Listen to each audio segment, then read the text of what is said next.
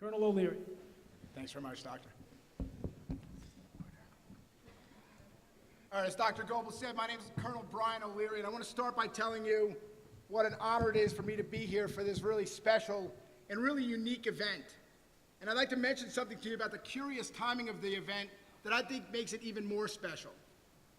Some of you may be aware that today, October 25th, is St. Crispin's Day. And those of you who didn't know that can be forgiven, because St. Crispin, one of the patron saints of cobblers and leatherworkers, isn't exactly a household name. So why do I bother bringing up the feast day of this fairly obscure saint? Well, as it turns out, over the years, St. Crispin's Day has been a pretty popular day for major military engagements. For instance, it was on this day in 1854, during the Crimean War, that the British Light Brigade made its fateful charge. On October 25th, 1944, during the Second World War, 3 major battles took place. In North Africa, the Second Battle of El Alamein helped turn the tide of the war against Nazi Germany. And on the very same day, the Battle of Leyte Gulf, which was the largest naval engagement of the war, and the Battle for Henderson Field on the island of Guadalcanal both took place, all on the feast of St. Crispin. Actually, the list goes on, but what I'll focus on tonight is October 25th in the year 1415, when King Henry V led the British Army to victory over the French in the Battle of Agincourt during the 100 Years' War. Again, don't be too hard on yourselves if you missed that during history class. After all, it was hardly the climactic battle of the war, which managed to rage on for another 38 years. And perhaps the reason this particular military engagement is particularly memorable isn't military at all. It's literary. Shakespeare immortalized the battle in his play Henry V. However, what's remembered nowadays more than the battle itself is the speech that preceded it, generally referred to as the St. Crispin's Day speech. The speech actually starts out with Henry responding to his uncle's outspoken complaints that the British simply don't have enough troops for the impending battle, and his wishing that they had more. In one of history's greatest examples of turning lemons into lemonade, Henry responds to his uncle's despairing by reminding him, "The fewer men, the greater share of honor." He then pleads with his uncle to stop complaining about the situation, saying, "God's will, I pray thee, wish not one man more." He continues to reiterate in detail that he doesn't want any reinforcements. In fact, he goes on to admonish his men that we would not die in that man's company that fears his fellowship to die with us.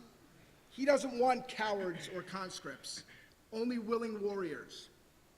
Henry then proceeds to rouse his exhausted and outnumbered men, telling them that years from now, they'll remember not just the day, but the very names of the men beside whom they fought, those men who wanted to be there.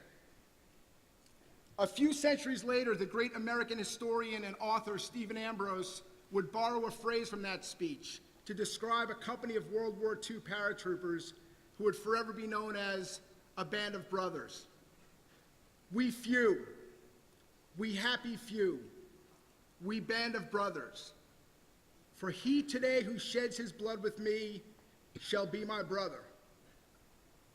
That phrase and that sentiment still apply not just to members of one company or to one branch of the armed forces, but to all those who serve our great nation. For nearly 2 generations now, our military has been an all-volunteer force. No one who's joined since 1973 has been compelled to do so. In fact, today, less than 1% of the American population serves in the military. The fewer men, the greater share of honor. Don't worry, I'm not here tonight to recruit your sons and daughters. I won't discuss civil-military relations or the policy implications of an all-volunteer force. That's not what tonight is about. Tonight is about those happy few who have served and those who continue to serve. This is a night to honor the band of brothers that are your neighbors, your family members, and your friends, some of whom are here with us tonight, others of whom will remember tonight, and some of whom will remember always. King Henry tells his men that on each St. Crispin's Day, on the anniversary of the battle, that they'll strip their sleeves and show their scars, and that they'll remember with advantages what feats they did that day. Well, I'm happy to say that over my years as a Marine, I've found that really any day can be St. Crispin's Day. Anytime old friends unite, or whenever soldiers or sailors or airmen or Marines encounter one another, even for the first time, and remember what feats they did in the service of our nation and in the cause of liberty. Anytime stories are told of the best and worst times we've spent, and perhaps even better, when stories are shared across branches or units or even generations.